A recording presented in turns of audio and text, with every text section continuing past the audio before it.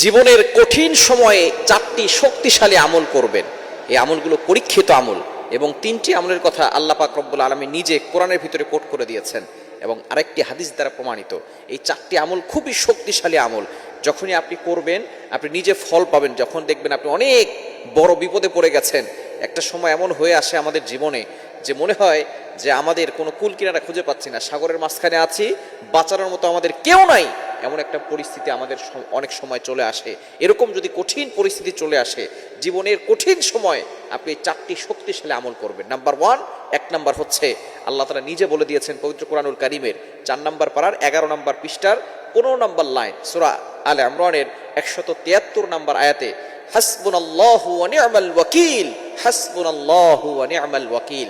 এই দোয়াটা পড়েছিলেন হযরত ইব্রাহিম আলাইহিস সালাম।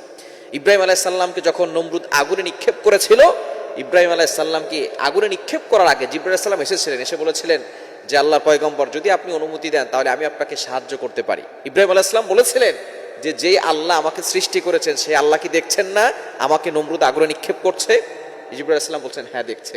তখন জিবরাইল আলাইহিস সালামকে ইব্রাহিম আলাইহিস সালাম বললেন যে যেই আল্লাহ আমাকে সৃষ্টি করেছেন সেই আল্লাহ যদি চান আমি আগুনে নিক্ষিপ্ত হই, ওই আল্লাহর জন্য আমি একবার দুইবার নয় লক্ষবার আগুনে ঝাঁপ দিতে রেডি আছি, আগুনে ঝাঁপ দিয়ে নিজের জীবনকে বিলীন করতে প্রস্তুত আছি।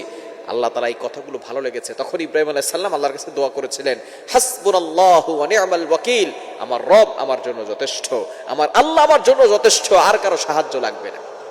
আল্লাহ তাআলা সরাসরি সাহায্য করেছেন। আগুনকে আল্লাহ তাআলা অর্ডার করেছেন, কুলনা ইয়া নারু কুনি বারদাও ওয়া সালামান আলা ইব্রাহিম, হে আগুন তুমি আমার ইব্রাহিমের জন্য শীতলময় ঠান্ডা হয়ে যাও। ইব্রাহিম আলাইহিস সালাম ওইখানে কঠিন বিপদে এই দোয়াটি পড়েছিলেন, হাসবুনাল্লাহু ওয়া নি'মাল ওয়াকিল, সূরা আলে ইমরানের 173 নম্বর আয়াত। এই দোয়াটা বেশি বেশি পড়বেন। যখন কঠিন সময় আপনার পার হবে তখন এক নাম্বার শক্তিশালী আমল হচ্ছে হাসবুনাল্লাহু ওয়া নি'মাল ওয়াকিল।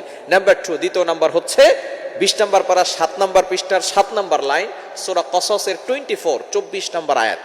আয়াতের একটি অংশ, রব্বি ইন্নী লিমা আনজালতা ইলাইয়া মিন খায়রিন ফাকির। এই দোয়াটা পড়েছিলেন হযরত মূসা আলাইহিস সালাম। হযরতে মূসা আলাইহিস সালাম যখন মিশর থেকে তিনি মাদিয়ান শহরে চলে গেলেন, সেখানে তার কোনো খাওয়া দাওয়ার ব্যবস্থা ছিল না, কোনো থাকার ব্যবস্থা ছিল না। এমন সময় তিনি একটি গাছের ছায়ার নিচে বসে আছেন। এমন সময় তিনি দেখলেন কিছু নারীরা একটা কূপ থেকে পানি নিবে, সেখানে তারা পানি নিতে পারতেছে না, অনেক লোকজন আছে, পুরুষরা আছে, এজন্য মহিলারা যেতে পারতেছে না। পুরুষদেরকে সরিয়ে মূসা আলাইহিস সালাম উপরে, কূপের উপরে যে ঢাকনা ছিল সেটা অনেক লোক লাগে, শক্তিশালী লোক লাগে, মূসা আলাইহিস সালাম সেটা একাই উঠিয়ে দিলেন। উঠানোর পরে সেই নারীদেরকে সামনে এগিয়ে তাদেরকে কাজ করার জন্য সেখানে পানি দিয়ে দিলেন। তারা যখন সেখান থেকে চলে গেল, মূসা আলাইহিস সালাম তখন গাছের ছায়া নিচে একটি দোয়া পড়েছিলেন, সেটা হচ্ছে এই দোয়া, রব্বি ইন্নী লিমা আনজালতা ইলাইয়া মিন খায়রিন ফাকির।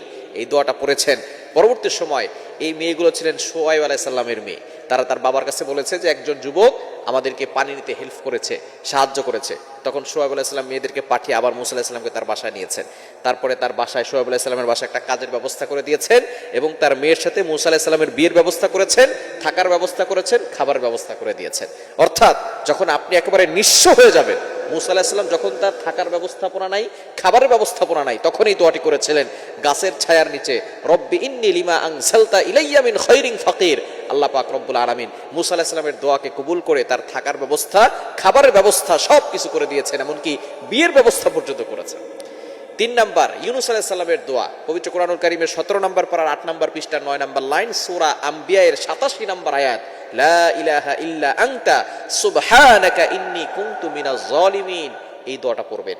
এই দোয়াটা কিন্তু অনেক ফজিলতপূর্ণ একটি দোয়া। ইউনূস আলাইহিস সালাম যখন কঠিন বিপদে পড়েছিলেন, রাতের অন্ধকার, 2 নাম্বার পানির নিচের অন্ধকার, 3 নাম্বার মাছের পেটের ভিতরের অন্ধকার, সেখানে মানুষ জীবিত থাকা অসম্ভব। আল্লাহ পাক রব্বুল আলামিনের কাছে ইউনূস আলাইহিস সালাম এই দোয়াটি পড়েছিলেন, যার কারণে আল্লাহ পাক রব্বুল আলামিন ইউনূস আলাইহিস সালামকে সেখান থেকে আগের থেকে আরো সুস্থতার নিয়ামত দিয়ে হেফাজত করেছিলেন। 4 নাম্বার, তিরমিজি শরীফের হাদিস, লা হাওলা ওয়ালা কুওয়াতা ইল্লা বিল্লাহিল আলিয়্যিল আযীম। খুবই পাওয়ারফুল এবং শক্তিশালী একটি দোয়া, শক্তিশালী একটি বাক্য, লা হাওলা ওয়ালা কুওয়াতা ইল্লা বিল্লাহিল আলিয়্যিল আযীম। এই 4টি আমল যদি আপনি করতে পারেন কঠিন সময় জীবনের, দেখবেন শক্তিশালী আমলগুলো এমন কাজে দিবে, আল্লাহ তাআলা গায়বীভাবে আপনাকে সাহায্য করবে, কঠিন থেকে কঠিন বিপদ থেকে আল্লাহ হেফাজত করবে। 1 নম্বর হচ্ছে হাসবুনাল্লাহু ওয়া নি'মাল ওয়াকিল। 2 নম্বর রব্বি ইন্নী লিমা আনজালতা ইলাইয়া মিন খায়রিন ফাকির। 3 নম্বর হচ্ছে আপনি লা ইলাহা ইল্লা আনতা সুবহানাকা ইন্নী কুনতু মিনাজ জালিমিন, এটা পড়বেন। 4 নম্বর লা হাওলা ওয়ালা কুওয়াতা ইল্লা বিল্লাহিল আলিয়্যিল আযীম পড়বেন। এই 4টি আমল করলে আল্লাহ তাআলা কঠিন সময় থেকে আল্লাহ তাআলা আপনার জীবন চলার পথটাকে সহজ করে দিবে।